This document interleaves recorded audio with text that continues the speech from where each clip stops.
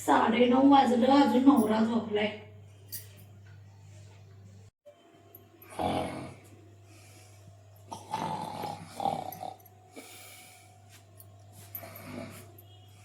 नवरा बघा अजून 9:30 वाजले तर झोपल्यात. आणि कसलं नवऱ्याला सुख लागले बघे, कसं घोराल्यात.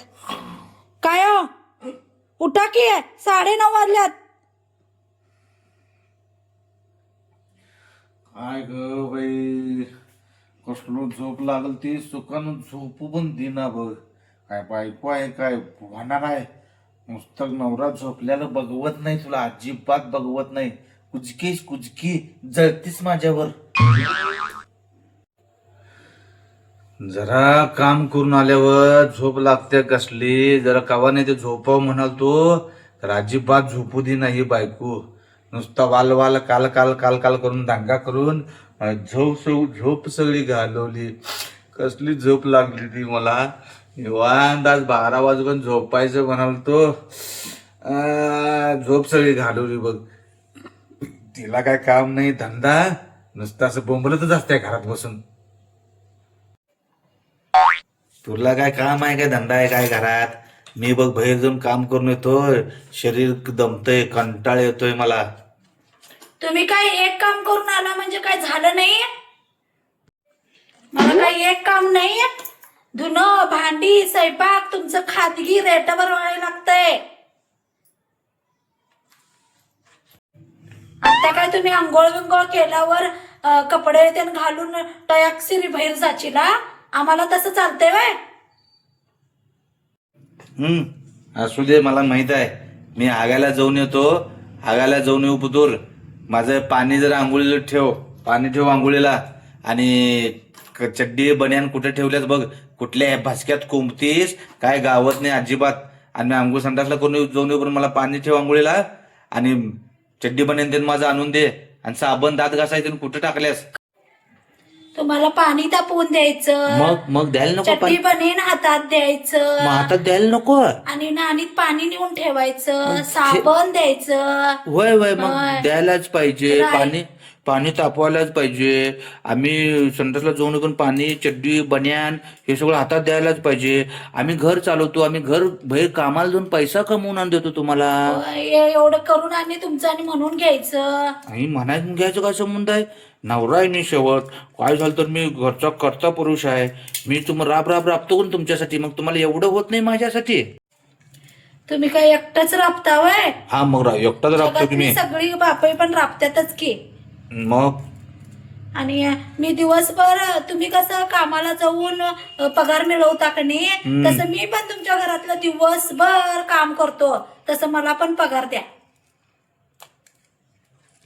पगार पाहिजे बाई तुला. काम केलेला पगार पाहिजे. पगार पाहिजे म्हटल्यावर मग पोटाला कुठलं खातीस ग बाई. मी राबून आणून टाकतो घसा घसा घसा, तवा चरा चरा चरा चरा पोटाला खातासा तुम्ही. आणि मग आता बोलायला टिमटिम गाणं. आणि घरातलं एवढं काम होत नाही. धुणं भांडे स्वयंपाक किरकोळ काम आहे ती. ही अशी कामं जाता जाता करतो मी, जाता जाता. तू काय सांगायला. आणि 4 भाकरी का बडवायचं होत नाही. पुटपुट पुटपुट एवढ्या एवढ्या भाकरी, एवढं कोरड्यास, एवढा भात आणि 4 भांडे धुतलं म्हणजे काम झालं की तुमचं. तिथनं काय काम असतंय तुम्हाला. दुपारी 12 नंतर 1 नंतर जेवून झोपलीस की संध्याकाळी 5 वाजेपर्यंत डारडूर झोपतीस की ग बाई. तसं आम्हाला कामावर झोपू देत नाहीत. कामावर 2 मिनिटं बसू देत नाही मालक. असं मागं लागतोय हात धुवून. उठा रे काम करा रे, उठा रे काम करा रे म्हणून हात धुवून मागं लागतोय. 10-12 तास काम करायला लागतंय. रस्त्यावर गाडी चालवायला लागते, तेव्हा पैसा मिळतोय. तुम्ही 12-1 वाजेपर्यंत काम केला, धुणं भांडी चालू की निवांत डाळडूर खाऊन झोपता की ग बाई. आणि सकाळी स्वयंपाक करताना हानतासा, दुपारी हानतासा, संध्याकाळी हानतासा, आणि नवऱ्यानं बोंबलतासा. एवढं जरा घरात ते काम करायला जातात ते कवा लक्ष देतासा, ते कवा बघतासा. मग काय ते कवा बघतासा. 12-1 नंतर जेवून झोपतासाच की तुम्ही घरात बायका. ते कवा बघता खरं. 4-5 टाइम जेवलेलं. 4-5 टाइम जे हाणताच की हांटल्याशिवाय गुबगुबीत झालायचा काय असल्या हाडा हागाला असताचा. खाऊन पिऊन बघते दणदणीत झालायचा, दणदणीत भोपळ्यागत झालायचा, भोपळ्यागत. असं करता का बघा. कसं उद्यापासून तुमचं गाडी घेऊन मी जातो. हं. आणि घरातलं धुणं भांडी स्वयंपाक निवांत झोपून पिपून 4 टाइम हाणून सगळं करत बसा तुम्ही.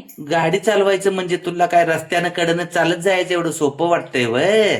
हा एवढं सोपं आहे वा आडवं तिडवं कसं वाटत तसं लोक आहे त्या सगळ्यांचं आम्हाला येत नाही म्हणून बोलायला ते हा तू लगे विमानच चालवाय जाणार बघतो आता विमानच येत नाही म्हणून येत नाही ते बरं आहे नाही तर कुत्र येत नाही ते बरं आहे नाही ते आला असं कुत्र मांजर उडवल्या उडवत गेला असता त्या माणसाने आणि घराकडे आली असती सगळी कसं गाड्या चालवतात माहित आहेत ना मग होय बाबा तुम्ही राबता तेव्हा आम्ही खातो मग आणि जावा आंघोळ करा जावा असं नवऱ्या संग गोड गोड बोलायचं नवऱ्या संग व्यवस्थित बोलायचं काय सांगालोय अजिबात वाकड्यात जायचं नाही नवऱ्या संग वाकड्यात जर गेला नवऱ्या संग वाकड तर माहेरला लाकड काय सांगालोय त्यामुळे नवऱ्या संग बोलताना माहेरला लाकडं व्यवस्थित नाही, तिथं बोलायचं लाकडं. माहेरलाच पाठवणार दणक्यात तिकडच्या तिकडे चले जाऊ